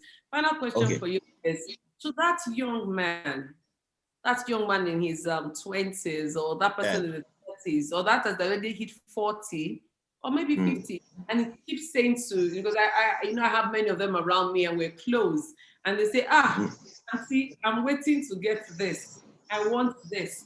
I want to have this. What do you have to say to them? I don't think they should consider that. I'm going to go very scriptural. You understand? Seek ye first the kingdom of God and all righteousness, and every other thing will be added unto you. Yeah. So let's relate that to matrimony. You understand? I slept on a mattress. Yeah? On a mattress in boys' quarter. Is my wife for 1 year. You understand? She's next to me here. Exactly 1 year that we got married, you know, I just told her something. We were away to England to give birth to our daughter here. If you want to wait that you want to have plenty money before you get married, you will never do it. You will never.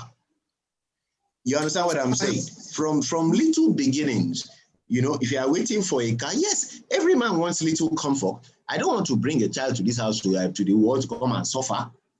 Neither do I want my wife to lack. But within my limited capacity, I'm not going to go out borrowing. I am not living up with the Joneses.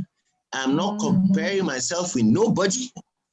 I move at my own pace. That's it. So whether you are waiting, whether you want to have 3 mansions or you want to have 10 Rolls Royce is nonsense. If my wife is next to me, if I slap you now and buy you Rolls Royce tomorrow, would you love me? Definitely not. Okay. So the minute I start slapping a woman and buying that Rolls Royce, I know her capacity that once I did that slap, the next day I produce Rolls Royce, end of story. You understand? So that's the way it works. You know, whether let to be abound and to be abased. in plenty and in lack. That is when you know the true character of the man and the woman. Some will run. I can ever run. My sister-in-law jokingly told me in front of my brother one day that she's going to run away with Dangote. I told her I will follow her. You understand? Since you are running away with Dangote, let's go together. Now, no problem. I have no issues with that. But we were joking and stuff. And my brother was that. But so please tell the young people, you understand, they don't have to wait until everything is complete. Everything has a foundation. I've never seen she's an architect. I've never seen a building started from the roof, no matter the technology I've studied. Let's grow. That's why I call it nurturing. I planted, Apollo's watered, but God granted the increase. So that's it. So much.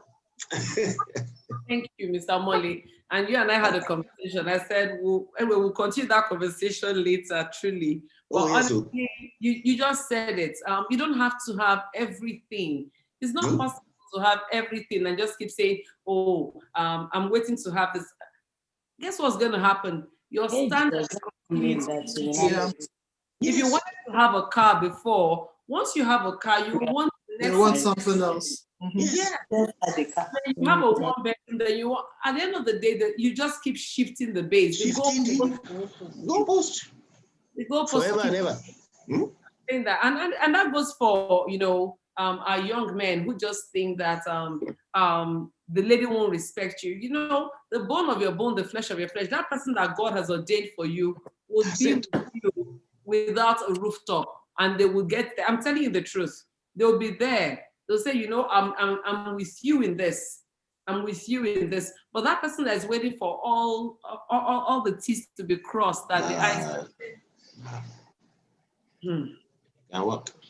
God will help us with that. God will help us. Amen. Thank you so much. They've enjoyed comments. Every single speaker has hit a spot with one person or the other here, and we're just so thankful. We're going to be rounding up. And my roundup is going to be 1 minute each for each of them. I'm going to start with Mr. Adewale. And my roundup is, what is that thing? And that's the general, charge to all of you. What is that one thing that you want to leave? Even as we're talking about love, what's age got to do with it?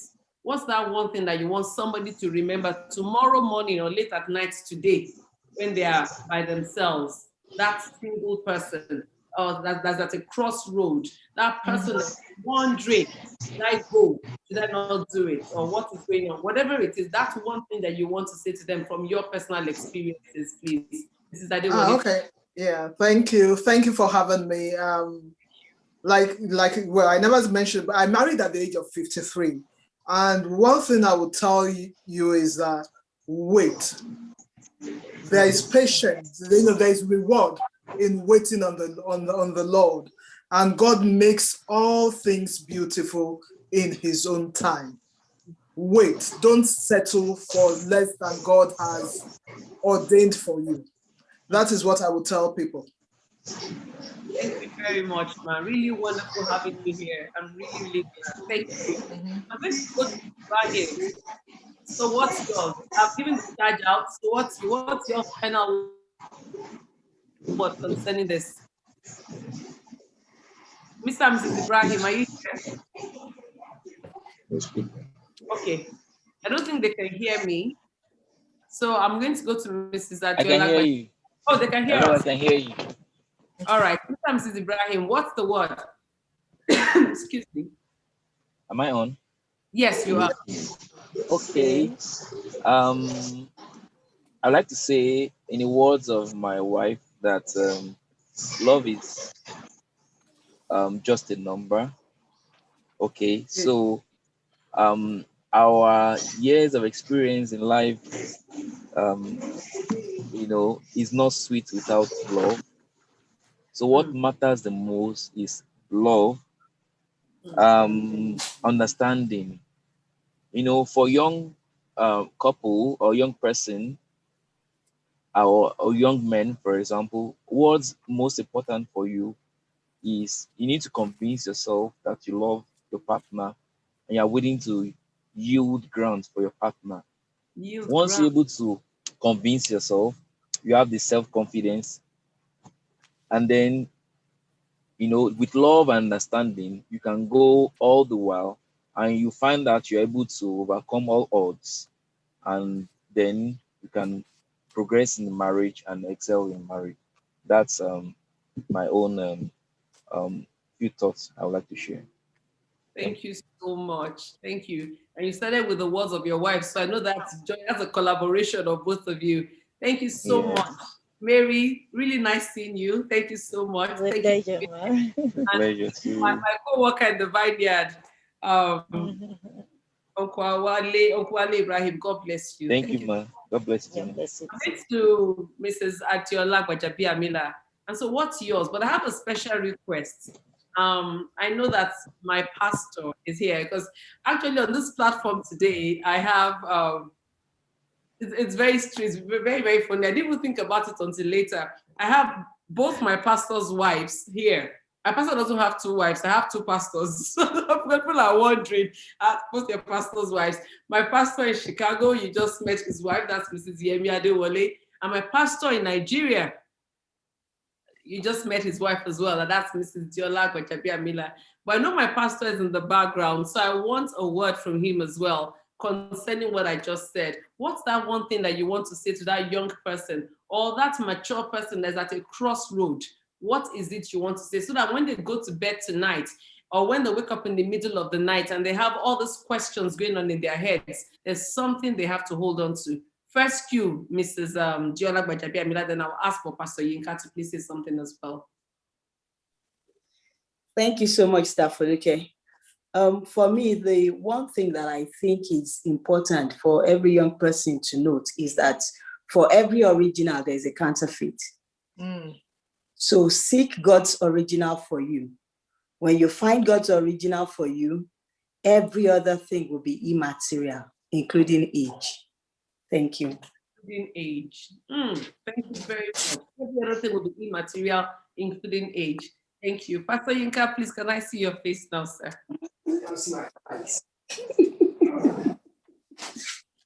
As my pastor, I want him to say something. Obviously, like she has explained, he got married at an older age, but there's something. There's that grace, I know. Pastor, what do you have to say, sir, concerning all about love? What's age got to do with it? Why can't I take all these other alternatives? You know, and just what I would say is get a focus. Let God be your focus. You can never go wrong with him. Once you have, like they say, you have to lock onto magnetic north, like a homing pigeon, lock onto God. Once you locked onto God, everything else would be immaterial other than the good, acceptable, and perfect will of God. It's as simple as that. Don't let there be no distractions of what people say. Just like Mrs. Adewale was saying, that people will come with all kinds of options. Yes. Abraham made that mistake too. Look at the results for today, or the results today. He listened to tradition. We also had that kind of pressure, but I didn't yield to it. And frankly speaking, it was kind of like water off a duck's back. Anytime people said, well, just let us see your child, let us see this, I said, no. We had enough examples in our families, and we had seen that we didn't want to go that way. So just lock on to God. God never makes mistakes. Yes. And he never ever leaves us destitute. Praise the name of the Lord. Hallelujah. Thank you so much, sir. Let's be focused. Keep the focus on God, and he doesn't leave you destitute. Thank you so much, sir. Really appreciate that. Last but not least. May I go now? Yes, sir. Thank you. God bless. Moles, what is that final word?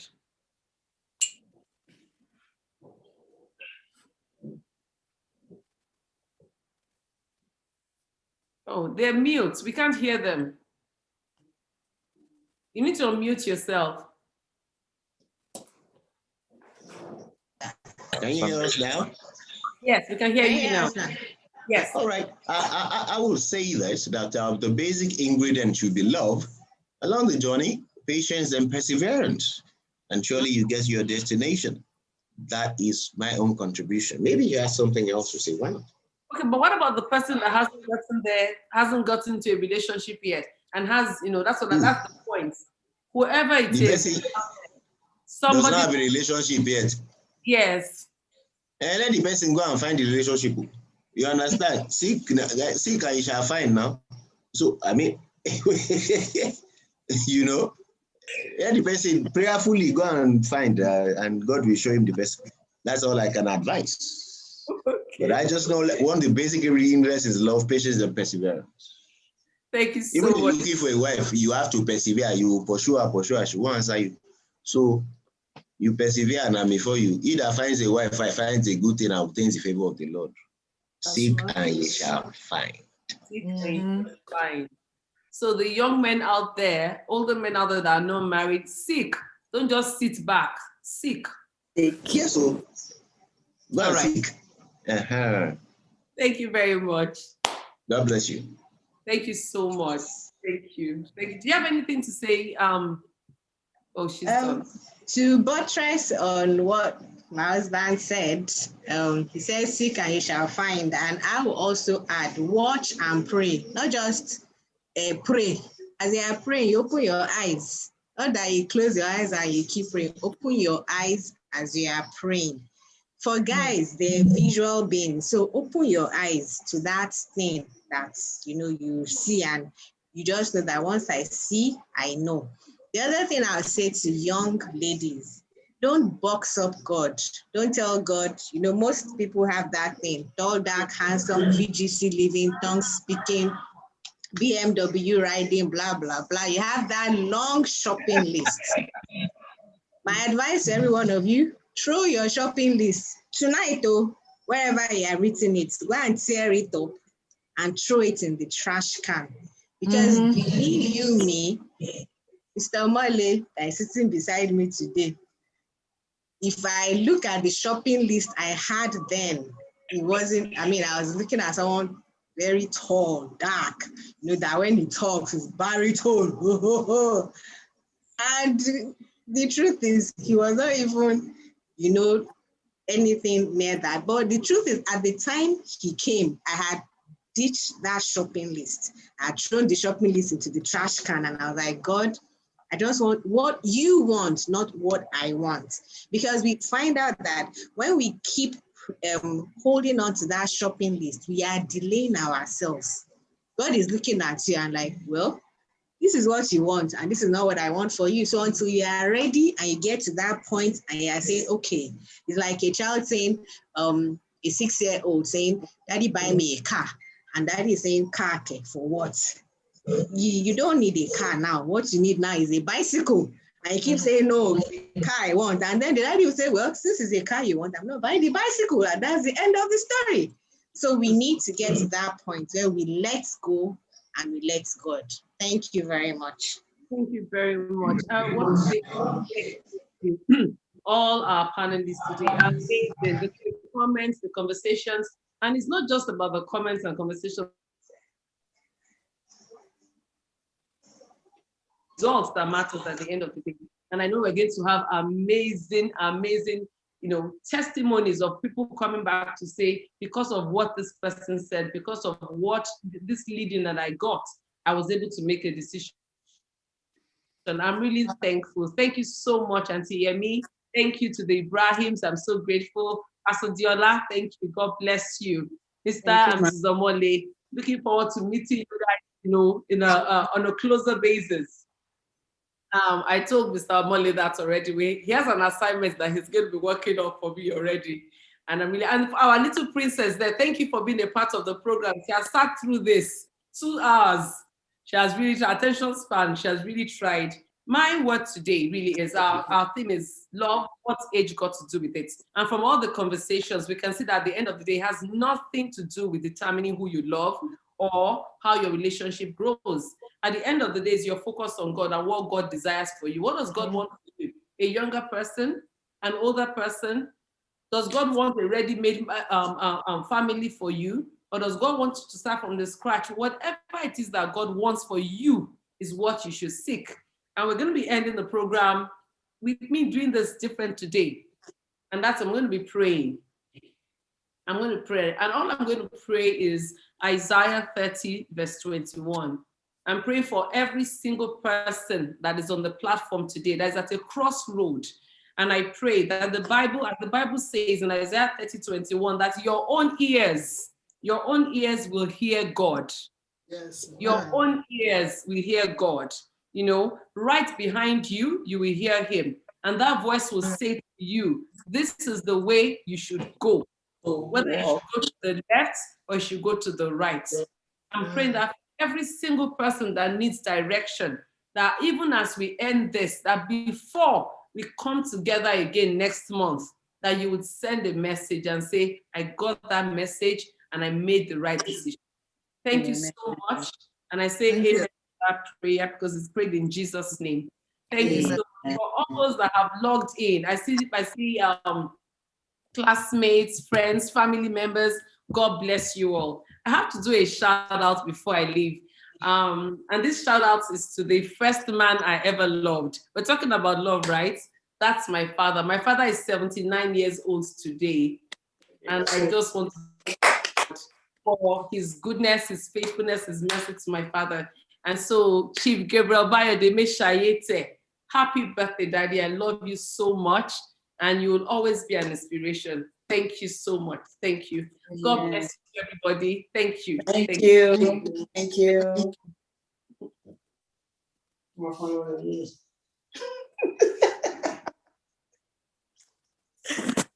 Pastor. I know the crew is here. Thank you so much. Thank you. You guys starting from 6:30. God bless you. God bless you all. If you can still hear me, if you have questions, please go onto our Facebook, go to our Instagram, send DMs. We'll be able to respond to them over the week. Thank you.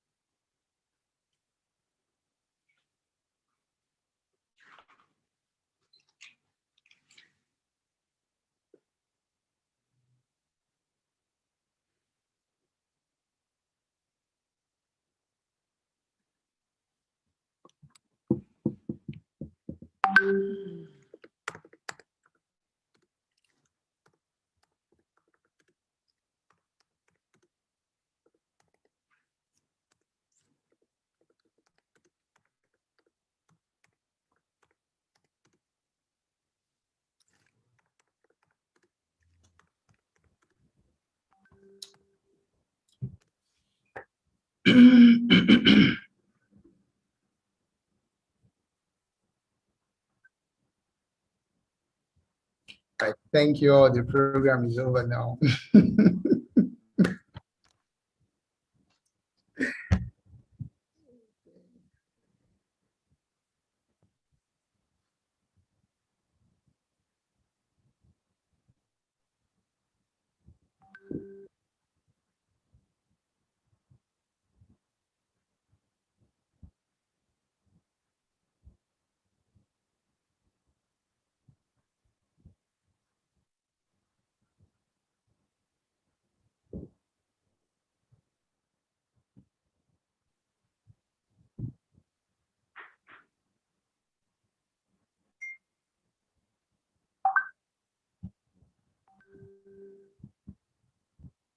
Thank you. Thank you, everybody. Thank you.